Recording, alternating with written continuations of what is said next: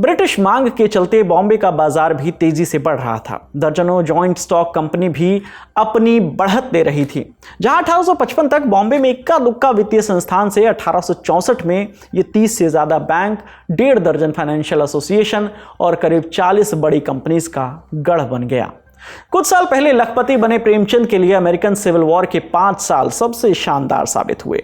इसी बीच bank of Bombay की कमान भी प्रेमचंद के हाथ में आ गई। बैंक ने भी दोगुनी तरक्की की। इसी के साथ ही शुरू हुआ एडवांस लोन का सिस्टम। बैंक बिना गारंटी के पैसा देता था।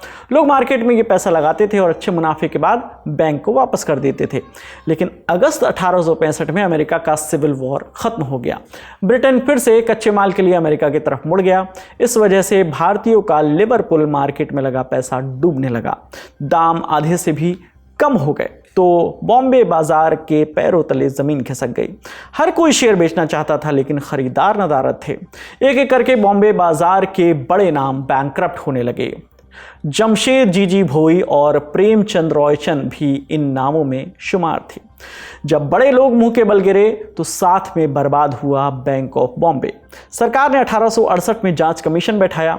बॉम्बे कोर्ट जूरी के सदस्य सर चार्ल्स जैक्सन को यह इन्वेस्टिगेशन सौंपी गई। इससे पता चला कि बैंक आधा पैसा तो उन 70 से ज्यादा कंपनियों को दिए बैठा है जिनकी ओनरशिप खुद प्रेमचंद के पास थी। यानी बैंक भी अपना, बाजार भी अपना और मुनाफा भी अपना। ऐसे में जब घाटा हुआ तो प्रेमचंद बर्बाद होने वालों में भी पहली सफ में नजर आए। खरीदारों में कुछ शेयर्स को लेकर जबरदस्त फितूर था। दिनशाह वाचा लिखते हैं, संक्षेप में ये एक किस्म का सट्टा था जिसके मुख्य किरदार ही प्रेमचंद रॉयचंद थे। शायद ही कोई ऐसी कंपनी रही होगी जिसमें प्रमोटर्स ने बाजार में अपनी सिक्योरिटीज को बढ़ाने के लिए उनकी सहायता ना ली हो। ऐसी खबरों के लिए विजिट कीजिए theLondonTop.com।